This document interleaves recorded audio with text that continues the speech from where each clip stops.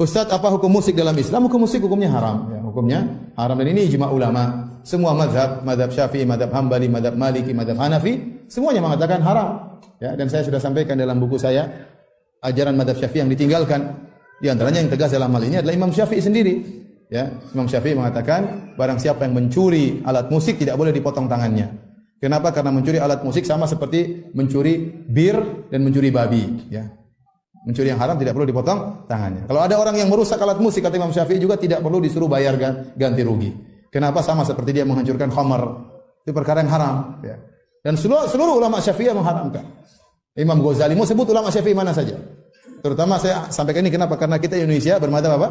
Syafi'i. Ya. Bahkan Ibnu Hajar Al-Haytami dalam kitabnya Az-Zawajir an Iqtirafil Kaba'ir menyatakan bahwasanya bermain musik, mendengar musik ini semua termasuk dosa besar. Bismillahirrahmanirrahim. Assalamualaikum warahmatullahi wabarakatuh. Alhamdulillahirabbil alamin wassalatu wassalamu ala asrofil anbiya'i wal mursalin sayyidina wa maulana Muhammadin wa ala alihi wa sahbihi ajmain, amma ba'du. Jemaah sekalian yang kami hormati, terkait dengan hukum musik sudah disebutkan di dalam fatwa halaman 146. Di sini disebutkan bahwa terkait musik juga suara wanita itu tergantung penggunaan. Sekiranya alat musik ataupun suara wanita digunakan terkait dengan hal-hal yang diharamkan, maka hukumnya haram.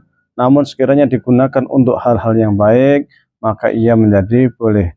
Beberapa dalil yang digunakan diantaranya adalah sebuah hadis yang diriwayatkan oleh Imam Muslim. Innallaha jamilun yuhibbul jamal. Sesungguhnya Allah itu maha indah, ia menyukai keindahan. Musik, seni itu bagian dari keindahan. Maka sekiranya digunakan untuk hal-hal yang baik, ia menjadi baik. Di dalam hadis lain yang diriwayatkan oleh Imam Bukhari dan Abu Dawud juga disebutkan, Zayyinul Qur'ana bi aswatikum. Laisa minna man lam yatahunna bil Qur'an. Hiasilah Al-Qur'an itu dengan suaramu. Tidak termasuk golongan kami siapa-siapa yang tidak melakukan bacaan Al-Qur'an. Jadi seni tilawah, membaca Al-Qur'an dengan nada-nada, dengan seni itu bukan hanya boleh, bahkan dianjurkan. Terkait nyanyian ini juga pernah dilakukan pada zaman Rasulullah SAW. Di sini juga disebutkan hadis riwayat Bukhari dari Aisyah, di mana Aisyah pada suatu kali bersama Rasulullah SAW di masjidnya, ya, di mana kita tahu masjid dengan rumah dengan kamar Rasul itu adalah sebelahan. Waktu itu ada dua jariyah, dua anak kecil perempuan sedang bernyanyi. Waktu itu ditonton oleh Sayyidah Aisyah bersama Rasulullah SAW.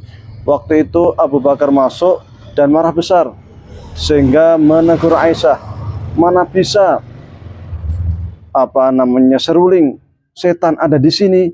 Namun perkataan Abu Bakar ini justru diluruskan oleh Rasulullah SAW dengan mengatakan, biarkan, karena biarkan saja, da'huma, sampai kemudian Abu Bakar keluar dari situ dan membiarkan dua jariyah tadi, dua wanita kecil tadi selesai bernyanyi. Ada juga hadis lain di mana juga diriwayatkan dari sahabat Aisyah, di mana waktu itu ada dua orang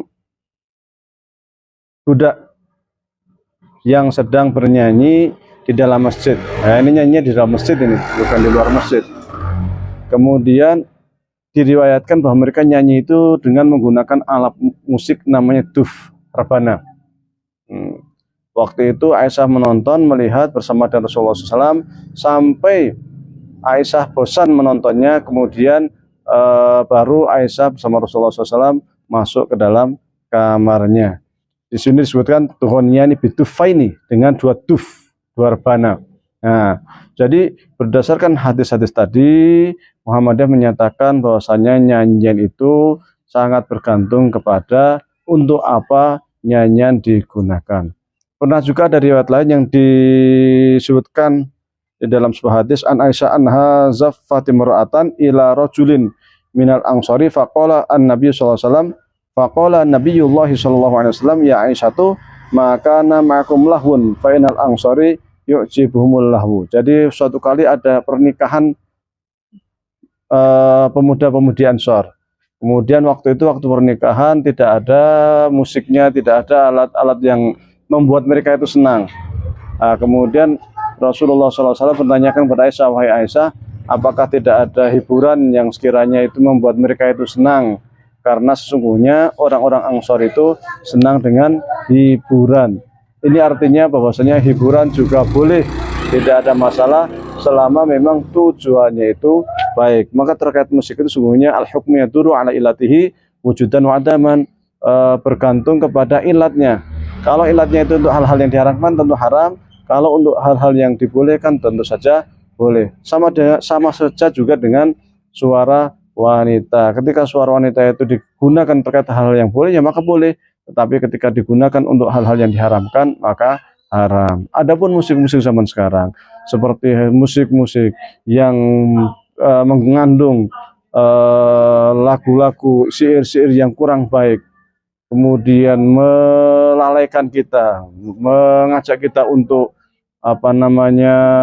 berjoget bermacam-macam yang kiranya itu menimbulkan maksiat, maka jelas itu diharamkan. Adapun musik religi, nasihat-nasihat agama itu dipersilahkan, tentu dengan tetap menggunakan standar yang telah digariskan oleh hukum syariat. Sekali lagi, terkait musik, terkait seni, terkait dengan nyanyian itu sangat bergantung kepada tujuan untuk apa musik itu digunakan. Jika digunakan untuk kebaikan maka ia baik, jika digunakan untuk keburukan maka ia buruk. Tergantung siapa dan untuk apa serta bagaimana menyampaikan musik nyanyian tersebut. Wallahu a'lam.